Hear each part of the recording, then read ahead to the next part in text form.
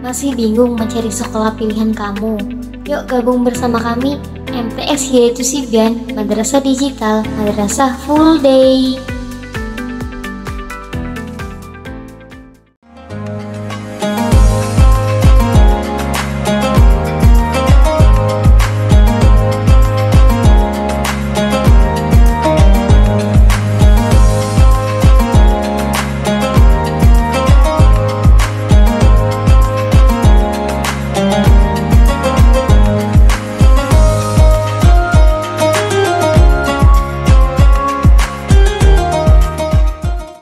Bismillahirrahmanirrahim. Assalamualaikum warahmatullahi wabarakatuh. Selamat sore sahabat Jambiar. Bismillah.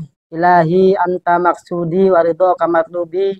A'tini ridho kawa mahabbataka wa ma'rifatak. Wa min kaulina munajatun wa sihabus sulamayati wal mirasi min hayatina Abu Bakrin wa Umar wa Usman wa Ali tariqatuna ya Rasulullah sallallahu alaihi wasallam, amma ba'du.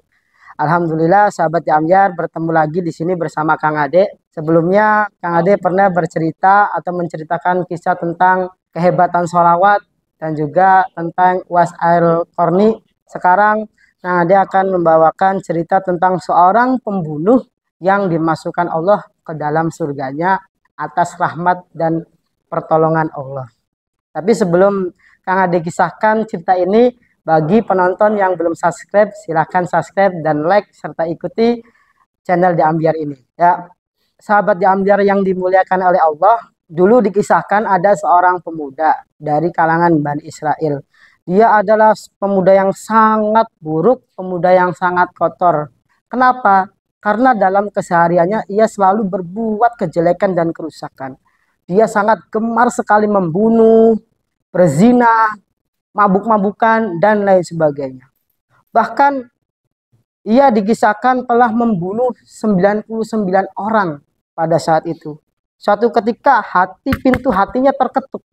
Ingin sekali beliau itu bertobat kembali kepada Allah Subhanahu wa taala.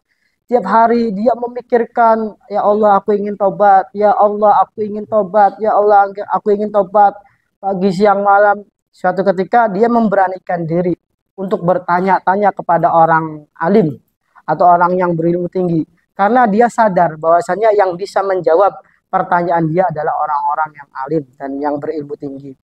Suatu ketika dia berkunjung ke rumah seorang rahib. Nah, rahib ini adalah orang yang mempunyai spiritualitas tinggi, tapi dia tidak punya ilmu. Dia ahli ibadah, tapi nggak punya ilmu. Datanglah seorang pemuda itu untuk menanyakan sebuah sesuatu. Tok tok tok tok. Assalamualaikum, waalaikumsalam.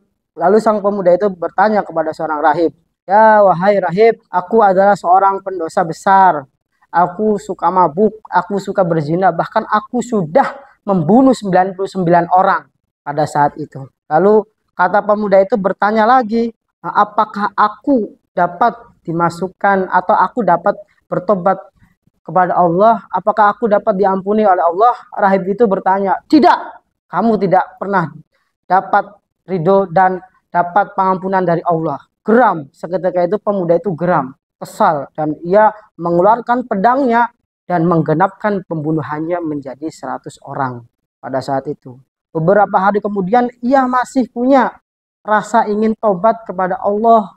Suatu ketika ia bertanya-tanya lagi kepada orang-orang, tahukah di mana orang alim itu? Tahukah di mana orang alim itu? Suatu ketika ada yang memberitahukannya bahwa orang alim itu ada di sana. Akhirnya dia pergi ke rumah orang alim. Datang di sana, di majelisnya orang alim itu, dia disambut pemuda ini. Pemuda dari Bani Israel itu disambut dengan senang hati oleh seorang syekh, ulama, kiai di situ. Lalu memeluknya berpelukan, dan seorang ulama itu bertanya kepada pemuda itu, wahai pemuda, ada perlu apakah engkau menemui aku? Lalu sang pemuda itu menceritakan semuanya. Ya Syekh, aku adalah orang yang sangat kelam. Aku adalah orang yang sangat hina, yang sangat kotor. Aku sudah membunuh 100 orang. Aku gemar minum minuman keras. Aku gemar berzina. Akankah aku masih bisa diampuni oleh Allah? Lalu sang Syekh itu berkata, ya pemuda, engkau pasti diampuni oleh Allah jika engkau bertobat secara sungguh-sungguh.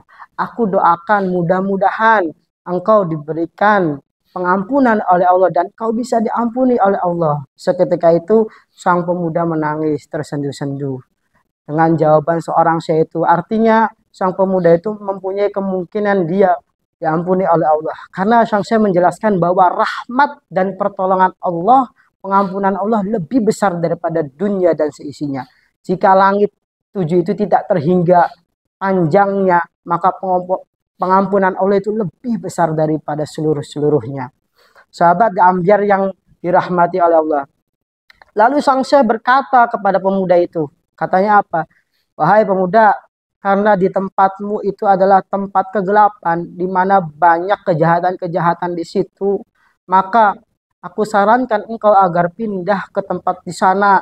Di sana itu adalah tempatnya para ulama, tempatnya para pencari ilmu, tempatnya para orang yang ingin bertobat. Maka engkau pergilah ke sana, ke negeri sana.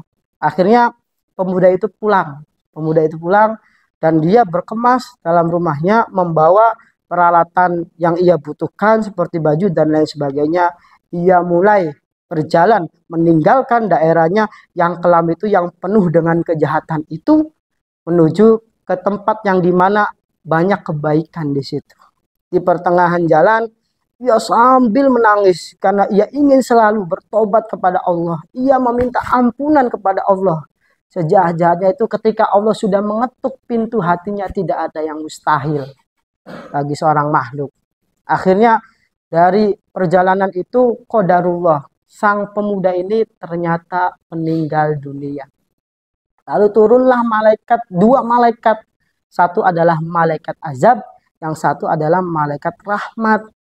Kata malaikat azab, dia berkata kepada malaikat rahmat, biar aku yang mengurusi jasad orang ini. Jasad orang ini adalah orang yang hina, orang banyak membunuh, orang banyak berzina, orang banyak meminum, dan banyak yang kejelekan-kejelekan yang ia buat. Tapi kata malaikat rahmat, tidak bisa.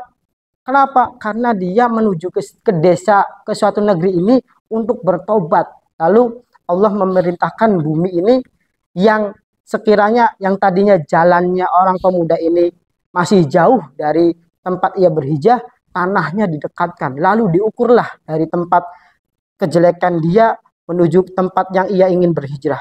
Diukurlah ternyata lebih dekat kepada tempat yang dia ingin berhijrah selama sebanyak 1 jengkal. Akhirnya dari 2 malaikat itu pemuda ini diurus oleh malaikat rahmat, luar biasa.